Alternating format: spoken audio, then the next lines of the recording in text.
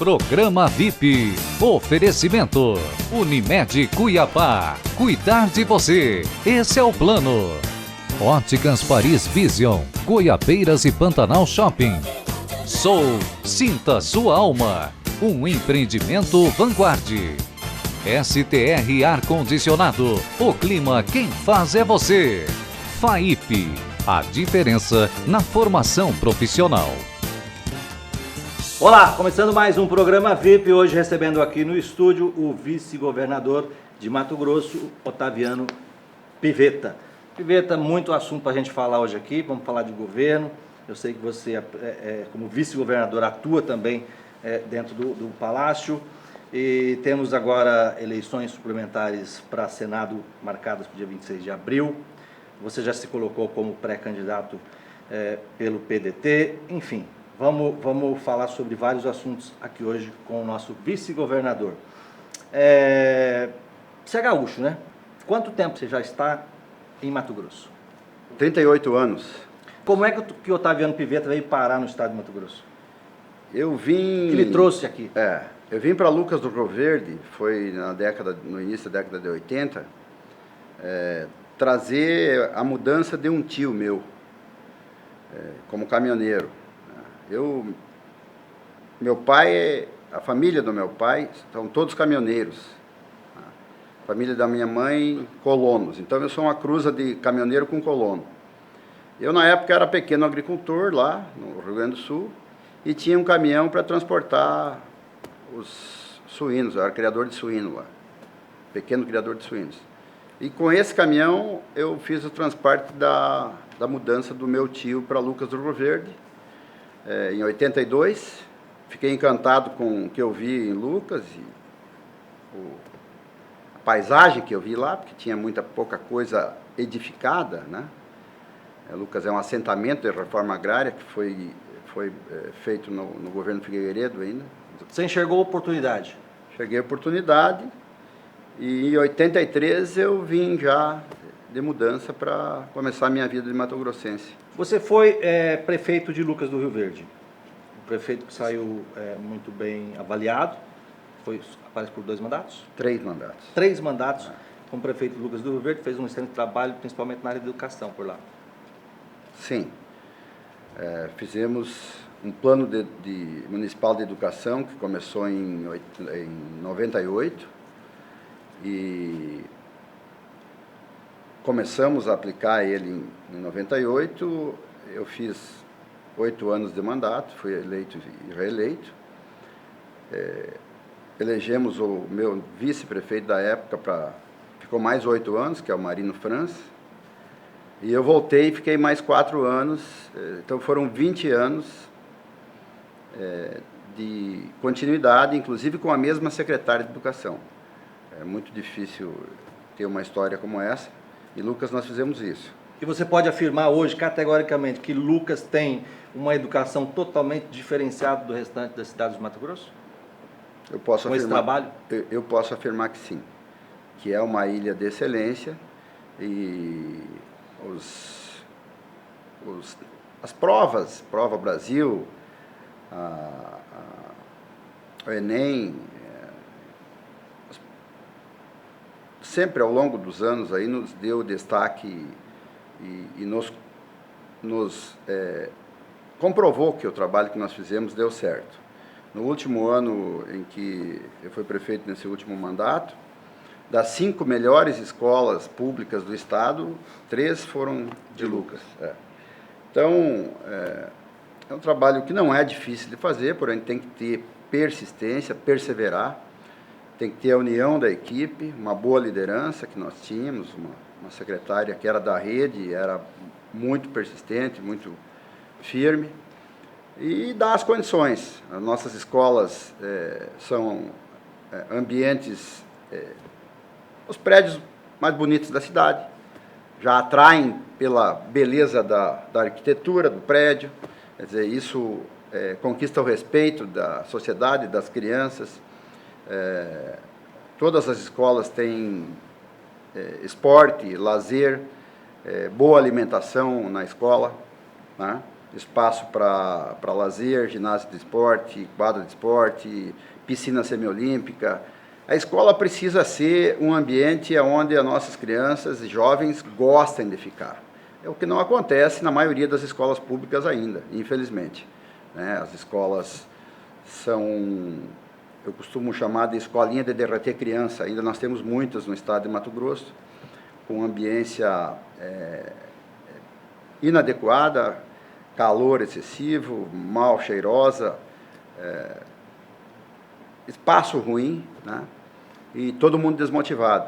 Tanto o professor, que teria que ter um ambiente legal para trabalhar, quanto o aluno, que não gosta e acaba ficando com raiva da escola. Como vice-governador, você tem duas pastas, duas secretarias sob sua batuta. Pelo menos foi assim no primeiro ano. Sim. Quais são as ações? A educação é uma efetivas? delas. Nós assumimos o ano passado, mantivemos a nossa secretária, a Mário Neide. Ela é uma professora de carreira,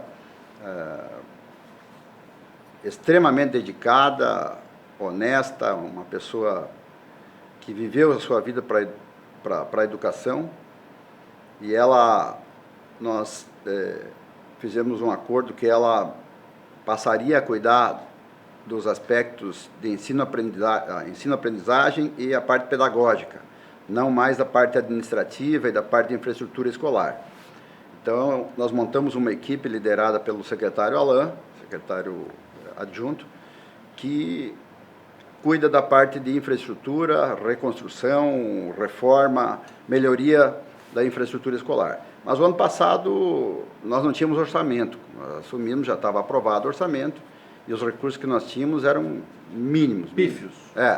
Então, planejamos e iniciamos. Hoje nós estamos já intervindo em cerca de 70, 80 escolas já em reforma, construção, melhoria das escolas. O nosso projeto é dentro desse governo do Mauro, dos 4 anos, ter todas as escolas públicas, são 765 escolas.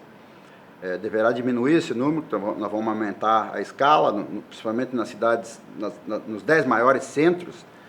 Não se justifica você ter escolinha pequena numa cidade grande, porque tem uma concentração de público maior e permite uma escala maior para a gente poder equipar melhor a escola e ter uma escala maior e investir mais na qualidade do ambiente e na qualidade da educação também. Então, nós estamos fazendo esse trabalho de redimensionamento, de reorganização, e te garanto que esse ano vai começar a aparecer muitas ações já, e nos próximos 3 anos o sistema de educação pública do estado de Mato Grosso vai ser, se não o melhor, mas vai estar entre os melhores do Brasil. O Nilo Povos é uma escola estadual. E essa briga aí com a prefeitura, a alegação do prefeito... Eu não vou entrar na discussão miúda. Nós estamos fazendo um redimensionamento da rede escolar. O Nilo Povos, em específico, é uma estrutura grande que tinha pouco aluno, é isso? Estrutura enorme, com custo de manutenção alto, uma escola derrubada, do ponto de vista estrutural, e tinha 100 e poucos alunos.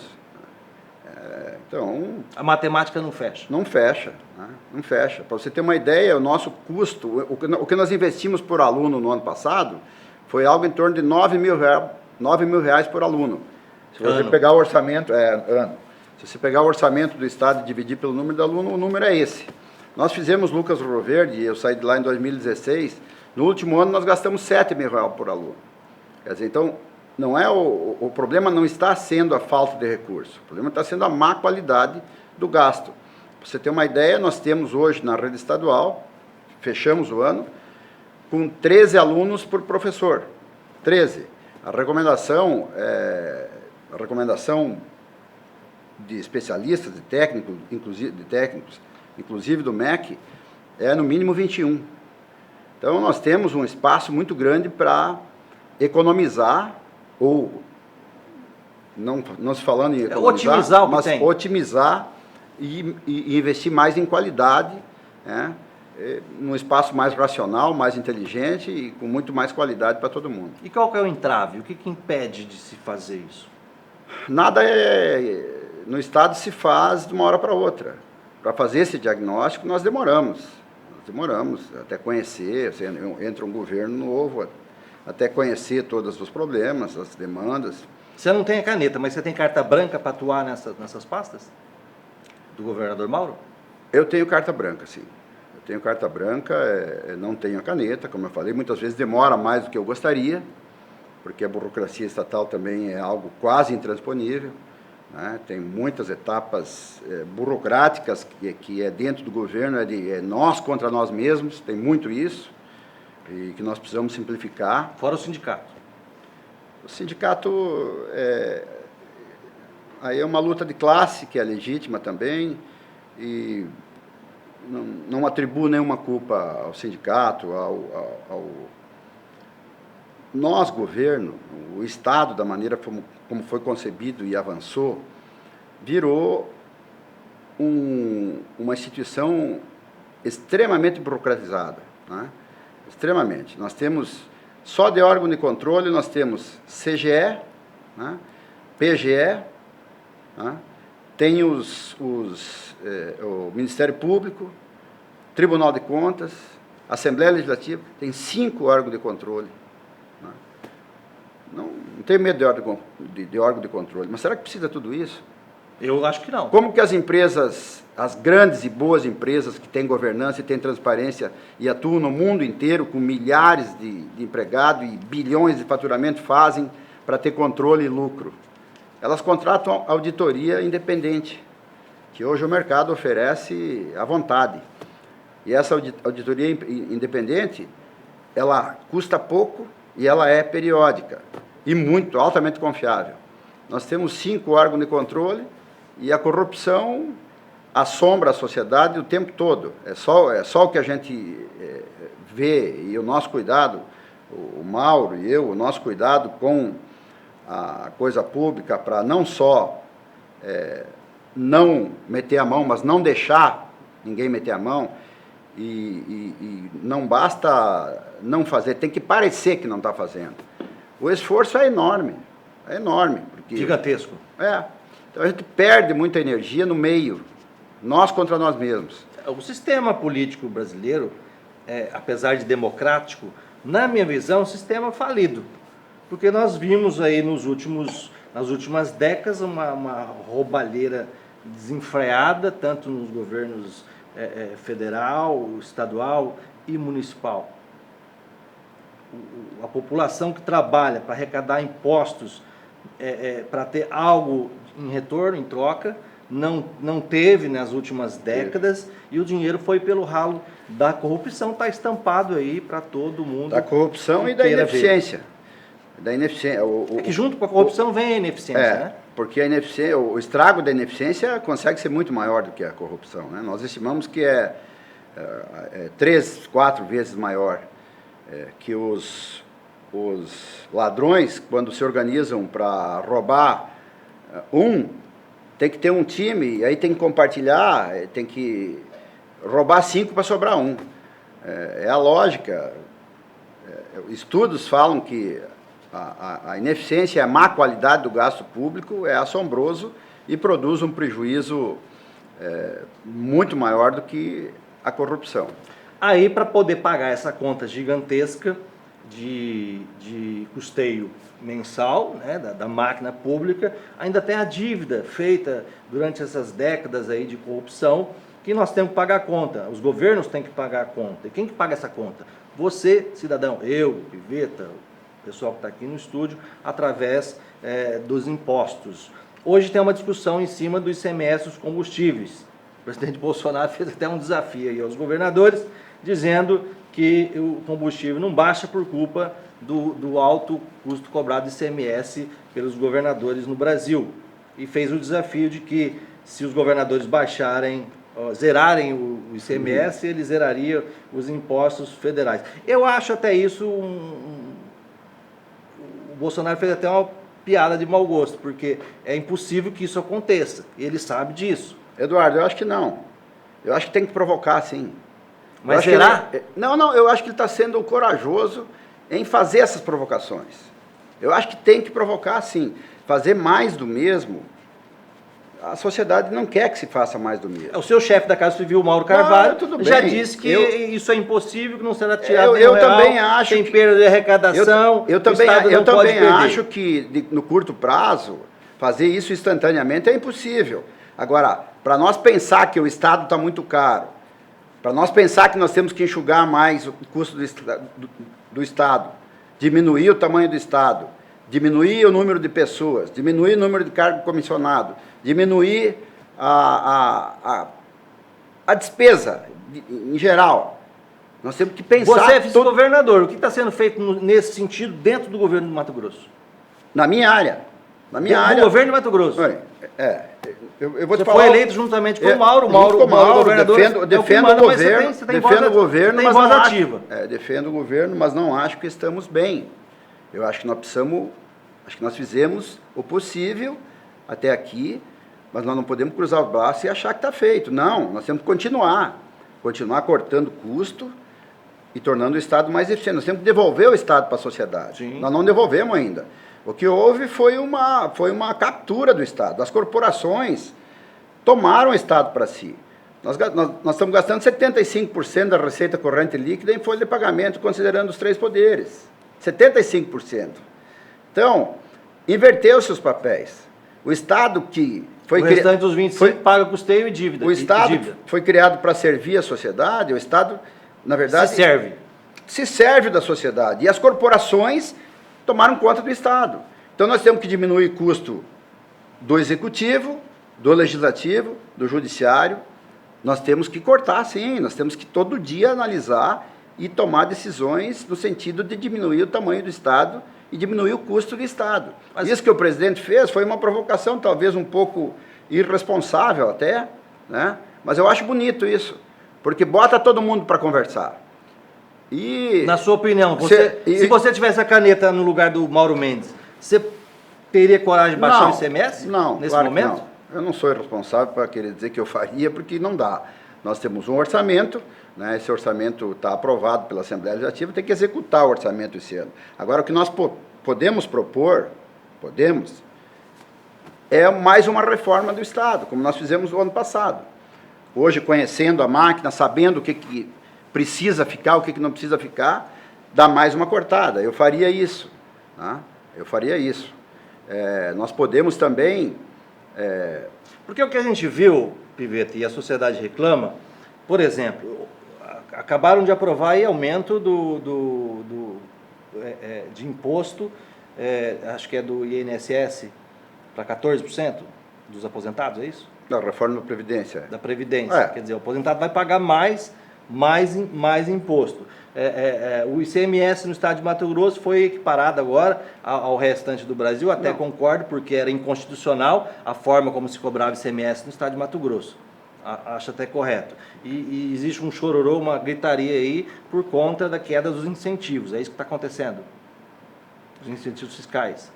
Que determinados segmentos existe queixa no setor do agronegócio também, que foi aumentado o FETAB. Mas acontece que nós temos que buscar um equilíbrio. O governo tem que cumprir seu papel, que é olhar para a sociedade como um todo, os seus segmentos econômicos, e ver aonde que dá para arrecadar alguma coisa. De outro lado, também, olhar para as necessidades que a população tem e entregar os serviços que a sociedade demanda, né? Nesse sentido que nós estamos andando. Nós melhoramos já muito a saúde, muitas ações, muitos investimentos na saúde, né?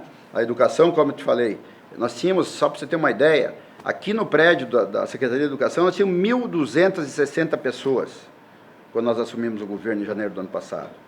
Hoje tem 580 pessoas. Tá?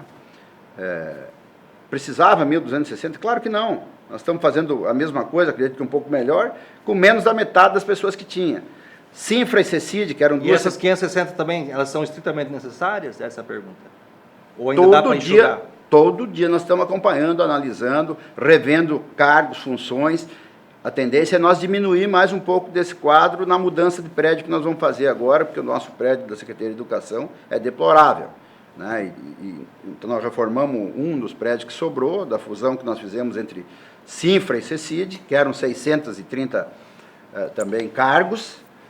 Hoje assim, fundimos as duas, ficou só a Sinfra. tem 280 pessoas, sob o comando do Marcelo Padeiro. Nós cortamos mais de 50% nesses quadros. Além disso, no interior, de contratos, o ano passado, nós eliminamos 1.860 contratos que eram dispensáveis na educação, né? Tem muito mais economia para fazer? Tem. Só que a gente não pode cortar sem saber o que nós estamos cortando. Então, entramos para dentro do governo, 1 ano, deu para conhecer muita coisa, e a partir desse conhecimento nós estamos tomando decisão no dia a dia para melhorar a eficiência da máquina pública, diminuir custo e melhorar o serviço, que é o nosso grande objetivo. Segundo o Mauro Carvalho, Pivetta, 30% da arrecadação do Estado vem do imposto cobrado nos combustíveis. Confere esse dado. São 30% da arrecadação do Estado vem da gasolina que você paga lá quando você abastece seu carro. É imposto sobre consumo. O imposto fácil, tributar aquilo que todo mundo precisa todo dia. Energia, né? Combustível. Aliás, o preço da energia elétrica está assim, coisa absurda. Você na sua casa deve ter reparado, na minha, na do Pivetta, você economiza, faz de tudo para não aumentar o seu consumo e a conta cada vez vem mais alta. Nós somos refém de apenas uma empresa fornecedora. Né, Pivetta? Monopólio. Esse monopólio acontece muito forte no Brasil. Temos que acabar com isso. Temos que abrir para outros concessionários. O Paulo Guedes acha que tem que ter mais bancos, tem que ter mais indústria de petróleo. Tem que abrir o mercado. Óbvio que tem que abrir. O problema dos custos dos bens indispensáveis, dos bens básicos no Brasil, é que, se não é monopólio, tem cartel. Então nós temos que destruir isso. Nós temos que destruir isso e abrir para o mundo inteiro vir produzir e vender aqui no Brasil. Você, Pivetta, teve uma experiência como deputado estadual também? Tive. Mas não gostou muito? Não foi um período bom da minha vida. Nós temos períodos que não são bons da vida. Eu saí fui prefeito 2 mandatos em Lucas, muito operante, bastante, tornamos Lucas, tiramos Lucas do anonimato e colocamos no mapa do Brasil como uma das melhores cidades nesse período. Como prefeito você conseguia fazer? Sentou na cadeira da Assembleia, viu que não conseguia fazer nada se frustrou, isso? Eu sabia que legislativo não é para executar, mas eu imaginei que eu pudesse influenciar com o meu conhecimento e replicar aquilo que eu sabia fazer com parcerias com municípios, etc. e tal, no próprio governo da época, e não deu, eu me senti impotente. Quando você foi deputado, o presidente da Assembleia quem era? Era o Riva. Era o Riva. O Riva, o Sérgio Ricardo, foi esse período aí. Temos hoje na delação aí, divulgada pela imprensa, essa delação diz que está sendo homologada, que foi homologada, do Riva, 38 nomes de deputados estaduais e ex-deputados, e o seu nome não consta nessa lista. É lamentável, né? Eu só posso dizer que é lamentável. Só isso posso dizer, porque é normal você não usar dinheiro público indevidamente. É normal. Mas você viu na sua época, você via essa farra acontecendo? Eu não via porque não era visível, né?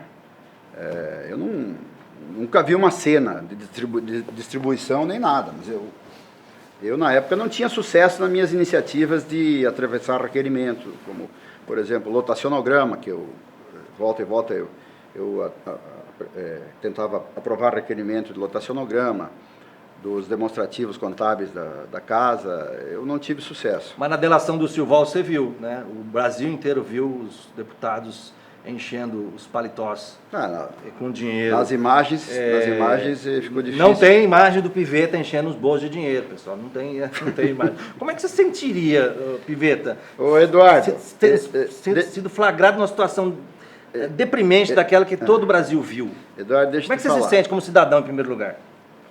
Eu me sinto, hoje já maduro, que eu não julgo ninguém mais. Eu já fui muito combativo, já fui muito crítico. Hoje, eu acho que não é meu papel julgar, nem denunciar. O meu papel é fazer certo e procurar dar o exemplo. Então, eu preciso dizer que, quando eu ingressei na política, eu tinha 36 para 37 anos, foi em 96, na eleição de 96 lá em Lucas, eu já tinha minha vida arrumada. Eu já tinha alcançado o meu sonho material, vamos dizer assim. Eu era um pequeno agricultor lá no Rio Grande, que tinha um caminhão, e me tornei um grande produtor aqui, com a vida estabilizada. Entrou para dar sua contribuição, não para se completar do dinheiro público. Eu me senti preparado e satisfeito nos sonhos de consumo, vamos falar assim, e digo, agora eu vou me dedicar para ajudar a construir uma cidade. Eu vou dedicar a minha vida e o que eu aprendi até hoje para ajudar a construir a minha cidade, a cidade que me acolheu e que me permitiu desenvolver meu plano pessoal. E comecei a fazer a campanha em 96, fui eleito, fui reeleito. Nunca usei um carro público, nunca usei um motorista.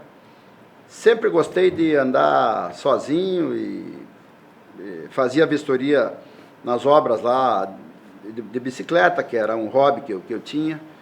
De pedalar, já aproveitava para fazer minhas atividades. Então, eu sempre fiz o que eu gostei e tinha muito prazer em fazer. Você já é milionário desde os 36 anos? Eu posso dizer que... Porque hoje o Pivetta é milionário, todo mundo sabe disso. Quando você faz a sua declaração de renda. Declaração de renda e concorre a um cargo, ela fica estampada para todo mundo ver. Sim. Uma declaração de renda do Pivetta, se não me engano, 364 milhões, é isso? Sim, só que ali não tem as dívidas, né? Sim. Ali tem a declaração só do patrimônio. Os financiamentos não estão lá. Os 340 de dívida que eu tenho não estão lá. Mas com 36 anos você já estava autossuficiente financeiramente? Já estava. 36? Já estava. Foi aí que você decidiu entrar na política? Já plantava 1.500 hectares de lavoura. Já estava bem já tinha saído do CBT para o Valmet, já tinha feito o upgrade de trator, já tinha uma colheitadeira John Deere. Já não pilotava mais trator naquela época? Pilotava ainda. Ainda? Ah, sim. De hobby, né? De hobby. É bom testar o equipamento. Pilotava. Então, eu sempre fiz tudo com muita fé, com muito amor, e o Mato Grosso é o céu para quem gosta da terra. Para quem gosta da terra, o Mato Grosso é o céu. Aqui nós temos os melhores produtores do mundo hoje estão no Mato Grosso. Não? Eu cheguei aqui há 32 anos atrás também com uma mão na frente e outra atrás. E tem essa mesma vontade que você teve com 36 anos. Eu fui candidato em 2006 a deputado estadual, também achando que poderia promover alguma mudança. Eu queria contribuir, porque é fácil a gente de casa falar assim, que político é ladrão, que político rouba, que isso, que aquilo, e não colocar o nome. Não pular para dentro. Pular para dentro para sentir na pele. Eu senti na pele como candidato, eu andava nos bairros e eu levava o dedo na cara, assim, mais um para roubar, mais um para roubar. Então, você deve ter passado por isso também. Várias vezes. Por isso que não fui candidato. É o preço que a gente paga para servir. Eu costumo dizer que a gente não tem direito de cruzar os braços. Né? Eu poderia escolher outro estilo de vida. Até já tentei, em 2010. Mas o que eu gosto mesmo é do setor público. Eu gosto muito de participar da vida da sociedade, de pensar na vida da sociedade, me deliciei durante 12 anos ajudando a construir a cidade, o município de Lucas do Rio Verde. Acompanhei muito de perto Nova Mutum, que o meu irmão foi prefeito a partir de 2000 também, está no 4º mandato lá. E a sede da minha empresa é em Nova Mutum. A gente tem uma história de família e da nossa vida dedicada à região centro-norte do estado de Mato Grosso. E o bom é que a obra está concretizada, está materializada, então não é conversa e não é... e se eu olhar para trás, né, a vida empresarial, constituir boas e grandes empresas, geramos alguns milhares de postos de trabalho ao longo da vida empresarial, mas as histórias que eu tenho para contar para os meus filhos e para os meus netos são da vida pública. São do que nós fizemos na vida pública. Você aconselha pessoas novas entrarem para a política? Mas é claro que aconselho. Promover a mudança? É claro que aconselho. Nós precisamos, o Brasil precisa de pessoas novas, interessadas e entrando na política. Né? Nós precisamos renovar. Eu me renovo todo dia. Eu, apesar de estar há 22 anos em cargos, às vezes saio, fico fora um tempo, mas eu faço isso por prazer. A honra de ter a confiança popular e servir. né? Bom, então nós vamos fazer um intervalo rapidão. No próximo bloco nós vamos falar de renovação, vamos falar de pré-candidatura ao Senado Federal e o cenário hoje que está em Mato Grosso para essa eleição que já está prevista para dia 26 de abril e muitos já falam que ela pode nem ocorrer. Mas isso é daqui a pouco, logo após o nosso intervalo comercial. Fique com a gente, até já.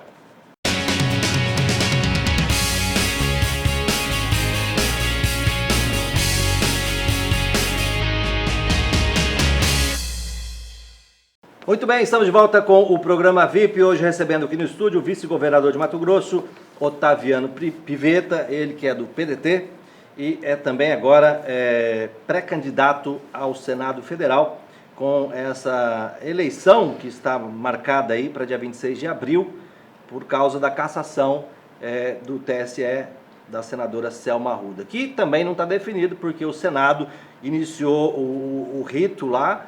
Ontem deu 10 dias, o Alcolumbre deu 10 dias úteis para ela apresentar a defesa, depois os membros da mesa diretora vão ter 5 dias úteis para fazer a análise e dar um parecer. Então, eu vejo que até o início de março nós ainda teremos a Selma Arruda como senadora.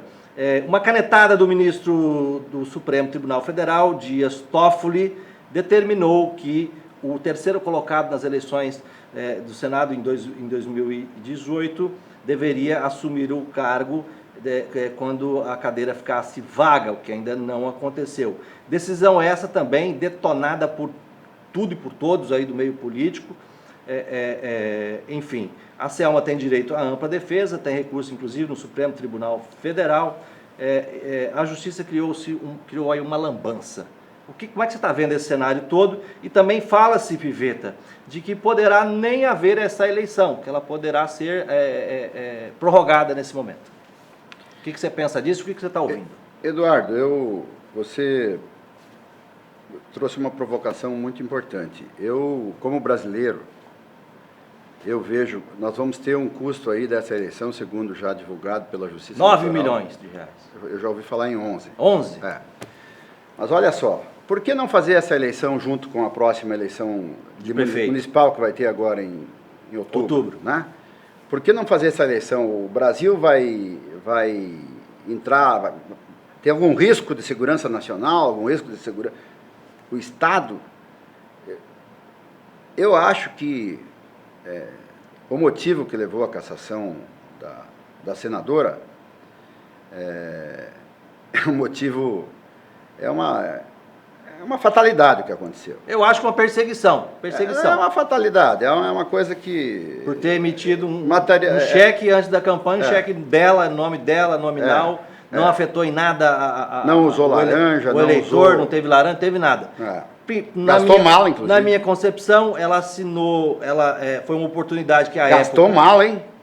Foi uma oportunidade que na época os candidatos que concorriam com ela viram de derrubá-la na eleição. Pelo contrário, ela foi a mais votada, né? O efeito saiu ao contrário. A sociedade botou ela lá. E essa disputa foi para a Justiça e a partir do momento que ela assumiu o Senado e já arrumou encrenca com o Renan Calheiros no primeiro dia. E o Renan Calheiros não conseguiu se perpetuar na presidência do Senado. Só que o Renan Calheiros manda. Ele manda no Brasil hoje. Ele ainda manda no Brasil. Ela foi companheira de primeira hora desse atual presidente do Senado, Alcolumbre. Apesar de não ser da mesma linha política, mas então, foi. O que eu penso? Ela foi eleita democraticamente como a primeira colocada aqui no estado de Mato Grosso. 11 milhões para o Estado que não tem dinheiro... Eu torço para que gastar, o teria Senado... que ser prorrogada para as eleições municipais. E até lá ela teria todo o direito de ampla defesa, porque ela se diz injustiçada, diz que criaram provas que não existem, enfim, o voto do ministro do TSE que votou a favor dela, diz que ali não havia motivo nenhum para a cassação dela. Mas a coisa estava, parece que já encomendada por causa da briga que ela arrumou com o Supremo Tribunal Federal, aí levantando a bandeira da Lava Toga. Pergunto para você, você levantaria a bandeira da Lava Toga? Levantaria. Eu, se eleito, eu vou fazer parte do grupo Muda Senado, que eu gosto muito dessa agenda e só faz sentido minha disputa pelo Senado para ajudar a mudar definitivamente as coisas desse país, né? As reformas urgentes que o Brasil precisa, o fim dos privilégios, né? O fim dos absurdos que se comete hoje. Por exemplo, eu fico olhando Brasília. O que significa Brasília para o Brasil? Brasília tem a maior renda per capita do Brasil. Como é que se justifica isso? Dinheiro público. Só dinheiro público distribuído com facilidade para grandes salários. E na periferia, na volta, uma miséria avassaladora, na periferia de Brasília, que contrasta com as avenidas do poder lá. Então, quando foi mudada a capital do Rio de Janeiro para Brasília, foi ideia de uma pessoa, com todo o respeito, que Deus o tenha, né, Juscelino Kubitschek, mas não tem lugar melhor para a capital do Brasil do que o Rio de Janeiro. Poderia ter ficado lá. E com a mudança para Brasília começou a se criar os privilégios e a dívida pública. Inaugurou a dívida pública, inaugurou a era dos privilégios, da roubalheira e do toma lá e da cá no Brasil. Porque para estimular o pessoal vindo do Rio de Janeiro para Brasília, ofereciam casa, ofereciam um automóvel, tudo que é tipo de direito, que não existia até então. Na época lá, quando a capital era lá, os parlamentares se mobilizavam com metrô, com transporte coletivo, como fazem no mundo inteiro, desenvolvido, né? Então, Brasília é algo que nós precisamos discutir. E eu particularmente não gosto de Brasília. Eu estou há 20 anos na vida pública, eu não fui mais do que 5, 6 vezes a Brasília, né? E achei que não valeu a pena ter ido essas vezes que fui. Mas como pré-candidato agora, se ganhar a eleição, vai ter que praticamente morar em Brasília. Sim, mas pelo menos 3 dias na semana tem que estar lá. Mas o objetivo do senador, se Deus e o povo me conceder essa honra, esse privilégio, é exatamente combater esse status quo que está aí hoje. Essa centralização do nosso trabalho, da nossa riqueza, na capital federal, e de lá a decisão para onde é que vai a nossa riqueza. Nosso dinheiro. Isso tem que mudar. Quem tem que destinar o uso dos recursos é a sociedade, é onde ela está, nos municípios, no máximo no Estado. O Estado já é um ente federativo distante. Eu estive 3 vezes prefeito, e sei o quanto o município pode influenciar na vida do cidadão. Eu sou a favor do municipalismo também. Prisão em segunda instância, você é contra ou é a favor? Você é a favor. Uhum. Bateu segunda instância, foi condenado, é cadeia. Já teve O discussão. Lula era para estar na cadeia. É isso? Não sei se o Lula era para estar na cadeia. Eu não sei. Ele já foi se for ver o delito... Primeira e segunda instância.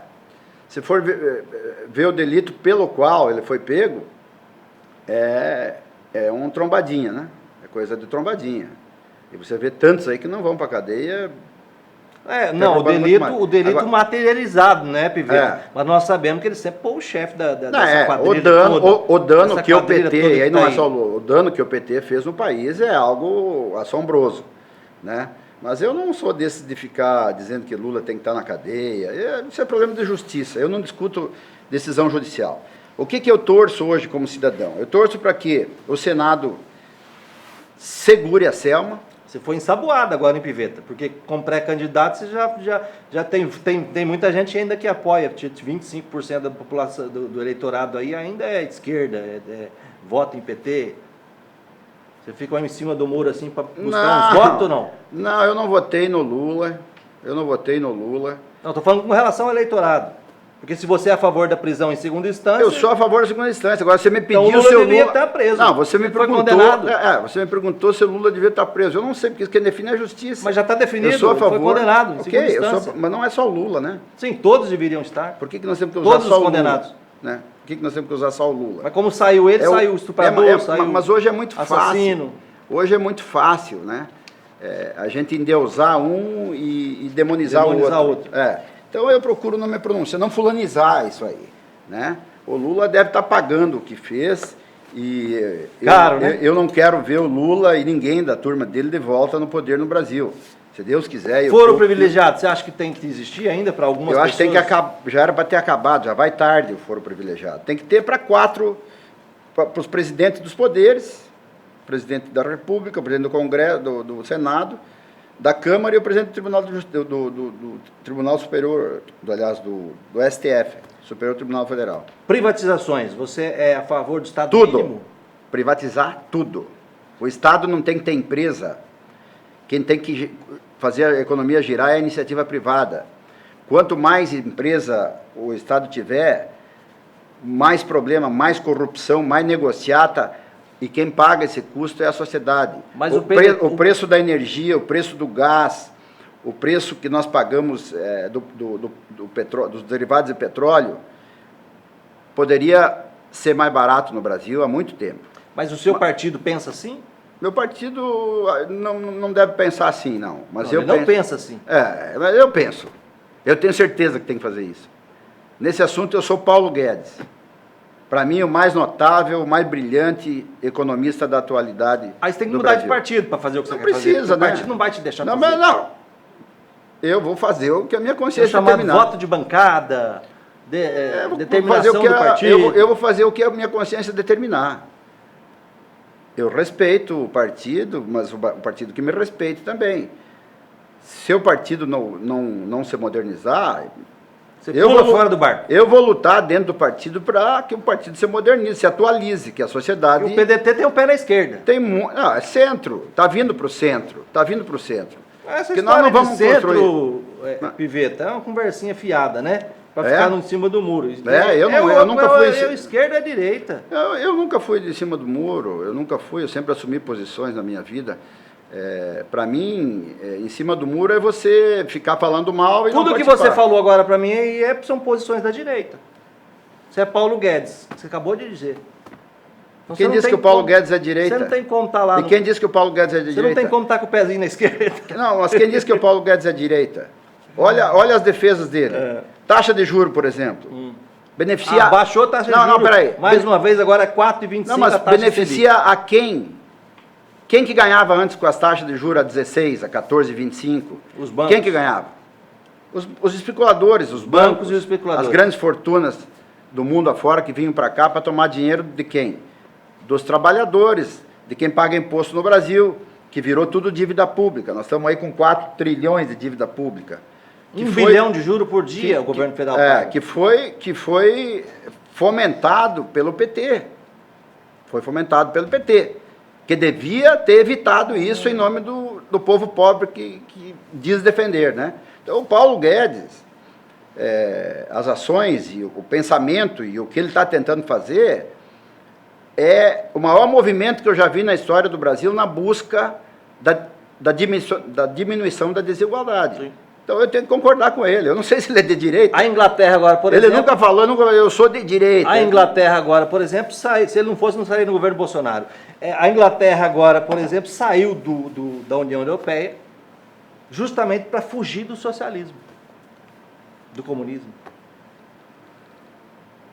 A Inglaterra... Eles não querem ficar bancando ideias comunistas, socialistas, que hoje rondam a Europa. Mas esse assunto eu vou deixar para eles. Tá certo. Tá certo. Nós temos vamos falar de governo Bolsonaro. Você acha que o governo Bolsonaro está indo bem? Muito melhor do que eu imaginava. Você, se caso fosse eleito a uma cadeira do Senado, apoiaria o governo Bolsonaro? Em muitas medidas, sim.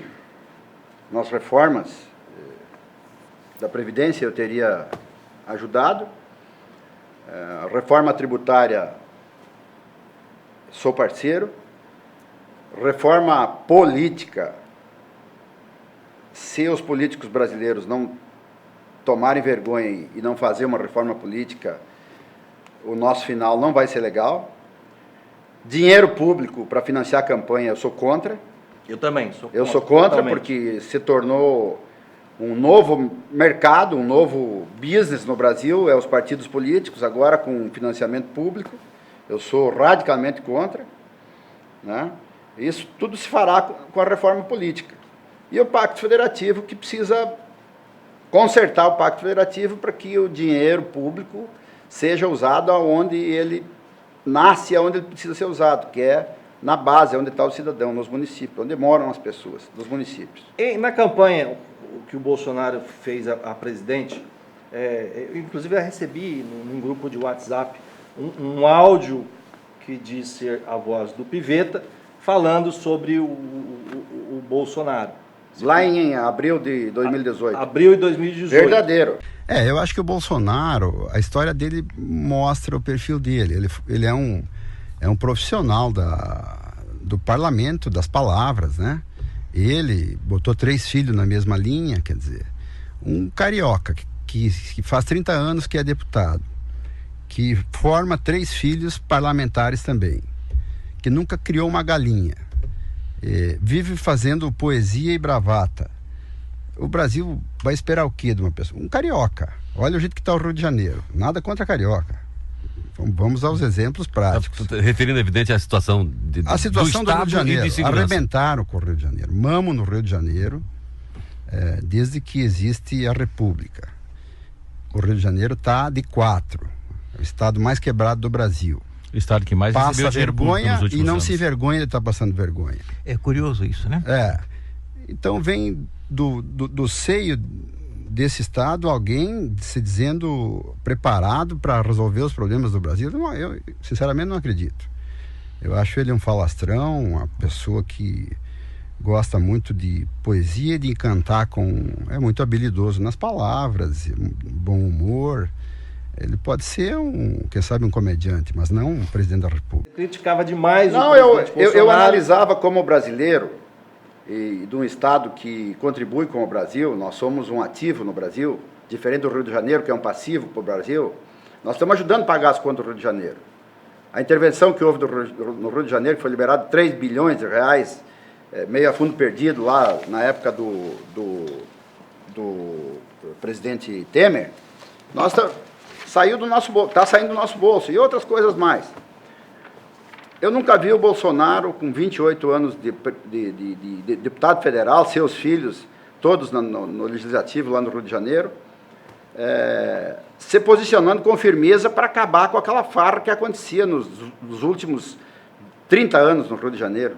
Votava contra as reformas, defendia a corporação dele, não estava muito envolvido com as causas nacionais, não. Ele deu uma guinada e nos chamou a atenção na campanha, né? Eu falei aquilo, foi no início da campanha, que como brasileiro eu tinha aquela visão, aquela leitura. Depois eu gravei outro áudio. Mas hoje você está apaixonado pelo Bolsonaro, então? Não, depois eu gravei outro. Já mudou de história, agora o Pivetta está apaixonado pelo nosso presidente. Depois eu gravei outro como a grande áudio. Maioria dos brasileiros. Inclusive o partido que o Bolsonaro lançou está sendo um sucesso nacional, coisa que nunca vista na história política, as pessoas fazendo fila para assinar lá uma ficha de apoio. Deixa eu concluir. Claro. No segundo turno, eu gravei um outro áudio, né, que esse ainda não veio, na época foi divulgado, agora não, falando do que eu estava vendo naquele momento e de que, inclusive, declarando o meu voto ao Bolsonaro, porque não dava mais para aguentar a turma do Lula no poder. No segundo turno? No segundo turno. No primeiro turno você não votou nele? Ciro Gomes era o nosso candidato. Você votou no Ciro Gomes? Você foi partidário? O nosso candidato era o Ciro Gomes. Segundo turno contra o Haddad, você votou no Bolsonaro. No Bolsonaro. E o Bolsonaro, presidente, me surpreende todo dia. Me surpreende todo dia com a sua simplicidade, com a sua coragem. Eu acho e a mudança da relação do Palácio do Planalto com o Congresso Nacional, o fim do fisiologismo, isso aí realmente me encanta muito. Eu não posso negar, ele me encanta muito, ele está indo muito bem, né? Outras coisas, como essa questão ideológica, aí eu acho que se dá muita ênfase, enquanto nós temos que resolver os nossos problemas básicos de doenças medievais que estão ainda assolando os nossos cidadãos, gente passando miséria e tal. Então eu ficaria mais na pauta econômica, né? Na pauta econômica e na ordem e progresso, que eu sempre fui devoto. Estado mínimo. Estado mínimo. Correio privatizado? Tudo privatizado. Telebrás? Estado mínimo, mas forte. Tudo que é Brás aí privatizado. O Estado mínimo, mas forte. Sim. Gestor de contrato, regulador, fiscalizador.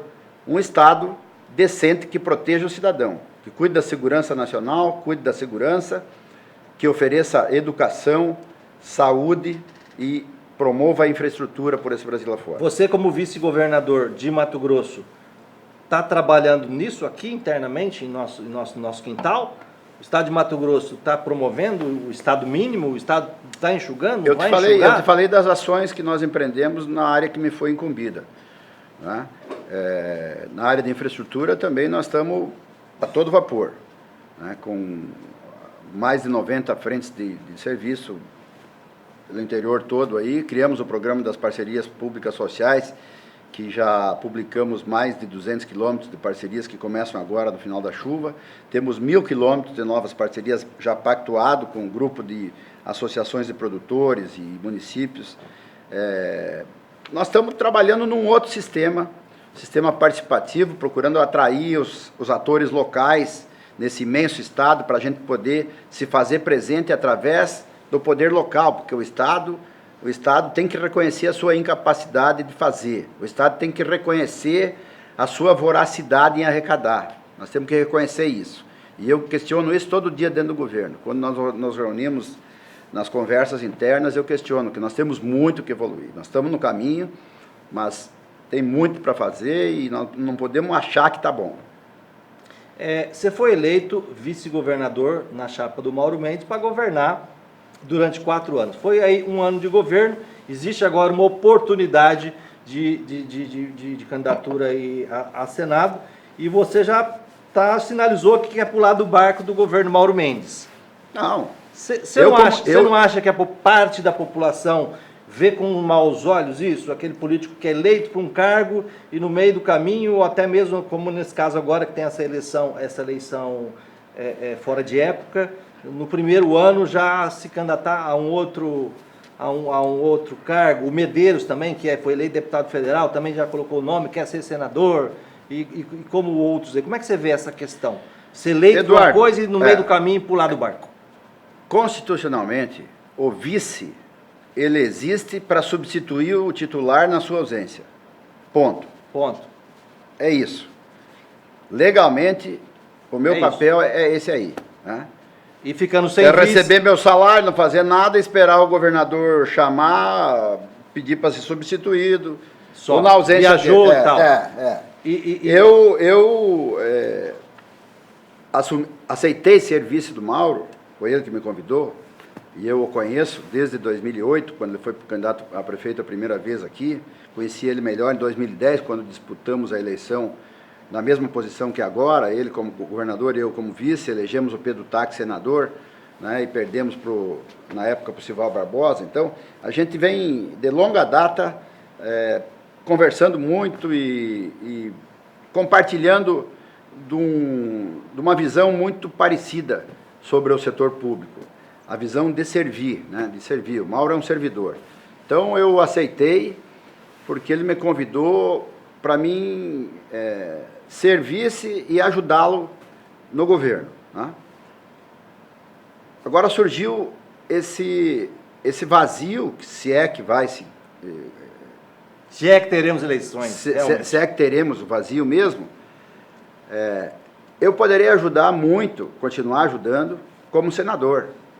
Tenho certeza que eu poderia ajudar muito mais, porque as viagens que eu vejo o Mauro ir a Brasília, os secretários de Estado ir a Brasília, para mendigar algum recurso, de pires na mão, e voltar sem nada. O ano passado nós não tivemos nem... Mas o Wellington, o Jaime Campos não estão fazendo a função de defender o Estado como senadores? Não, não vou dizer que não estão. E a própria Selma? As emendas de bancada, esse festival das emendas que prospera no Brasil já depois do regime militar, que eu sou contra, que nós temos que acabar. Nós precisamos institucionalizar o direito dos distribuir o bolo, né? O direito dos entes federativos no Pacto Federativo. Os estados precisam ter firmado no Pacto Federativo os seus direitos, os seus deveres. os municípios e tem que acabar com esse passeio de ir a Brasília, tem que acabar com essa farra de parlamentar ficar ordenando despesa, encaminhando emenda parlamentar para cooptar prefeito aqui e ali. Eu tenho dito isso claramente. Votos para a próxima eleição, angariar apoio. É como eu disse no começo, o sistema político no Brasil hoje ele tem que ser revisto, tem que ter reforma política. Esse sistema que está aí, sistema falido, é um sistema que não deu certo, é um sistema que levou à corrupção, é um sistema que faliu o Brasil e deixou a população com serviços públicos de péssima qualidade. Piveta, nosso tempo acabou, temos que encerrar. Eu tenho dito para os prefeitos temos que encerrar. Que me procuram. Termina aí. Não esperem de mim emenda parlamentar, não esperem de mim um senador que vá continuar fazendo mais do mesmo. Eu vou defender o Estado de Mato Grosso. Nós temos que trazer para Mato Grosso o que é de direito de Mato Grosso e aí trabalhar isso de acordo com a nossa vontade e a nossa decisão, a decisão do povo mato-grossense. Só não pede voto que você pode ser cassado depois se for eleito, tá bom? Obrigado pela oportunidade, obrigado pela oportunidade. Tenho consciência de que não sou candidato ainda, tenho essa pretensão e respeitosamente, no momento certo, eu vou me dirigir à sociedade para fazer isso que você falou. Tá certo. Obrigado pela audiência, companhia e paciência. Até o próximo programa. Tchau, tchau. Abraço. Programa VIP. Oferecimento. Unimed Cuiabá. Cuidar de você. Esse é o plano. Óticas Paris Vision. Goiabeiras e Pantanal Shopping. Sinta sua alma. Um empreendimento Vanguarde. STR Ar-Condicionado. O clima quem faz é você. FAIP. A diferença na formação profissional.